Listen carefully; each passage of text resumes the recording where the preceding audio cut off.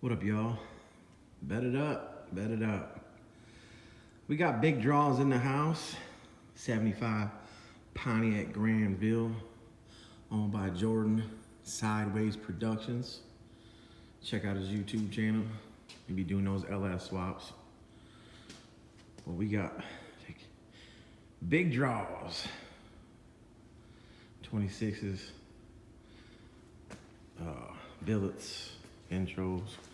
I think, yeah, intros.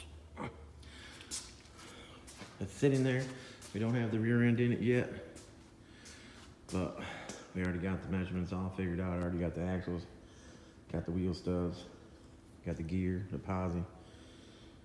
So, got a frame notch it just in the back corners behind the back tire. Same frame as the dunk frame. Just that little bump out in the back. So I'll show how I do that.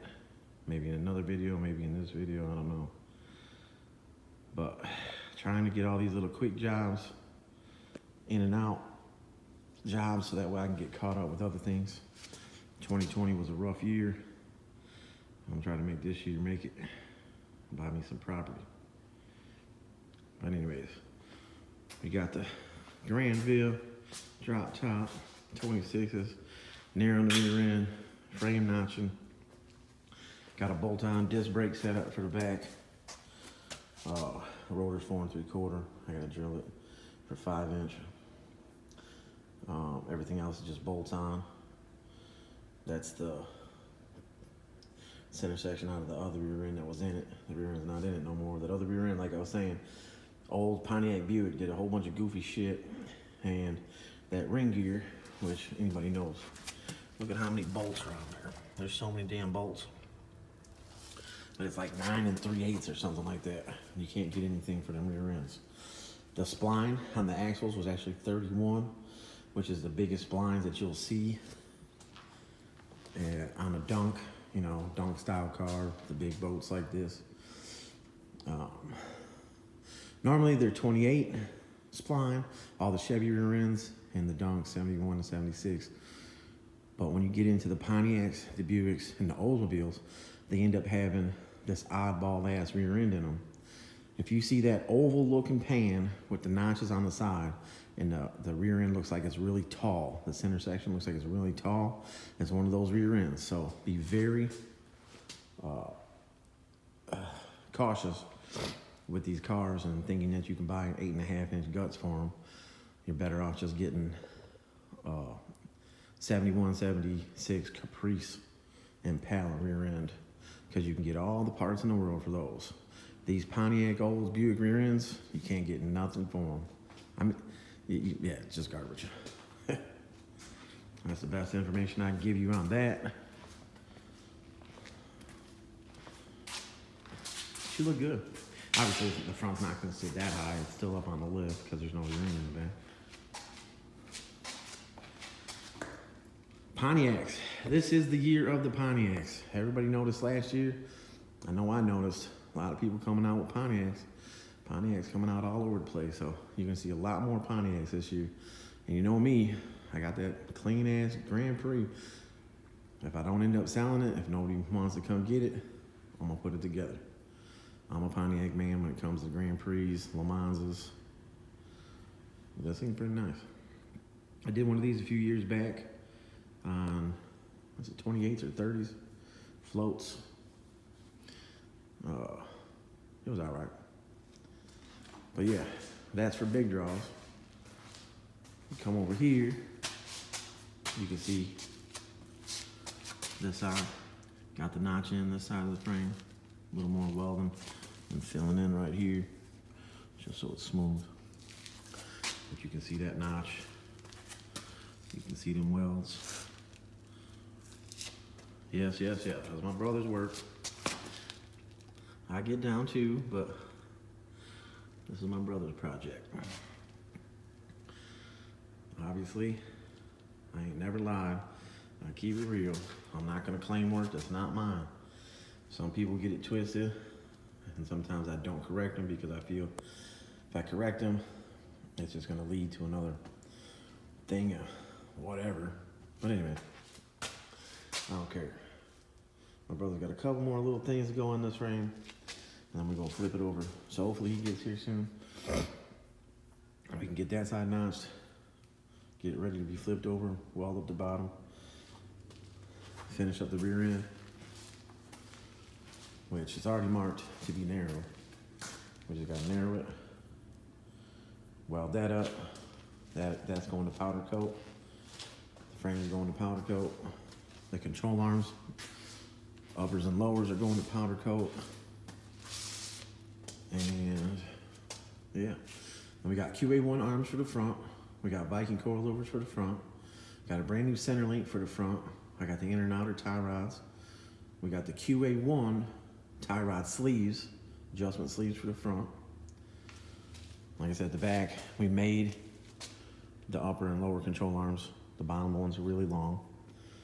We got Viking coilovers, 12-inch for the back, 250 spring. Now, obviously, you see the anti-roll, trick chassis. Got that in there. Trick chassis is a place, y'all. Trickchassis.com. Alex is the man when it comes to the stuff that he has, the stuff that he has available, and the pricing. The best place to get damn near anything and everything. He's got brackets, he's got the buckets for all the adjustable holes. Like I said, this car's got, boom. He's got tons of stuff on his website, trickchassis.com. You guys can check out all the stuff he's got. All right, we got the rear end for the Grandville, big draws. So what we did on this setup is we got a set of S10 axles from a year, like, I don't know, what do you want to say, 89, 90 S10 axles, which are 29 inches long. So 29 inches long from the original width of the rear end, which, you know, the dunk rear ends are wider than this is a box Chevy rear end. So it comes out to where from this yellow line to this yellow line is 19 1/4. I need to take 1 inch out of this. So my number is 18 1/4. But this is where I measure from. Measure right from this lip to right to the back of this lip, whatever that is. This is where you narrow the rear ends at. You do not buzz the plug welds out, pull the tubes out, and cut the tube off and then slide it back in and weld the plug welds back in. You don't do that because then you're moving all this in. Then you got to relocate things. You don't do that. If anything comes into play with how much you have to narrow it here and comes into the lower control arm mount, you just put another box on there, or you can even cut this box off. Cut off wheel, grinder, whatever. Make your marks, and you can move this over. You do the double adjustable lower control arms, and they have the heim joints in the end. These are the long arms for the dunk. So you can see that the pivot here and pivot on that side, so then it'll line up the locations from the car to the rear end. So a little more info on that stuff. We got some new bushing to put in the top. I still gotta weld this thing to the bench so that way I can cut it with the Sawzall. But yeah, so I'm gonna take 1 inch. So you can see how this bevel's down. This bevel will help you. So the very first cut you wanna make is where you're gonna be welding back on. And the second cut, it will be here. So then I'll keep a little bit of the bevel down inside. So when this end goes back on here, I'll have a nice area all the way around to fill.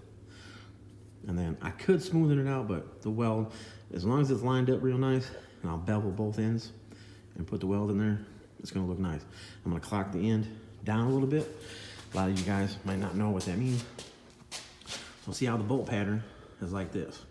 So when you guys are buying brakes that bolt on and stuff like that, and it puts the caliper like up here, and you got the ass end of the car squatting, and the caliper gets real close to the frame. So when we put this end back on, I'll turn the end so the bolt holes, instead of being this way, will be this way. Then when you bolt everything on, it puts the caliper down here. That's what I mean by clocking the ends. You guys buying 9-inch rear ends, you can order the rear end uncoated. I just hit my head on the lift. is nice. All right. Ordering it uncoated, because if you're going coilovers, you're gonna need to put, or weld-on coilovers, you're gonna need to be putting the brackets on here. So then the time it takes to get the powder coat off there, line that up, this and that. You can order a rear end unwelded and or not powder coated. Then whoever's putting the rear end together can put it in the car. Or you might be able to talk to them and be like, can you clock the ends down a little bit? So there's a lot of little things out there that can be done. A lot of people just jump into just ordering a rear end, Yeah, the rear end ordered, it comes to you. If you're doing welding coilovers now, the guy who's got to fabricate it has to get all that powder coat off there, in the areas that he's working. Then, you're gonna send the rear end back to get powder coated, or just put some paint on it. No, whatever you want to do. But there's ways of doing everything to make everything easier. There's ways of doing everything to make everything harder. And a lot of customers, well, not a lot anymore, but there's people that make things harder because they think they're buying all their parts and this and that. I've said it before. Sometimes you're not buying the right stuff. A lot of people hit me up and ask me what to get. I tell them what to get. I got a lot of knowledge with this because I've been doing it for so many years. I can tell you what spring rate for what car, the motor size that you got in it, the weight, this and that. I can tell you all that, in and out. So that way you can bolt stuff in your car and it's gonna work. So yeah, enough rambling. I'm gonna get that rear end together, get the notch done on the Pontiac. Jordan will be here later to help get his done. And yeah, that's where we're at.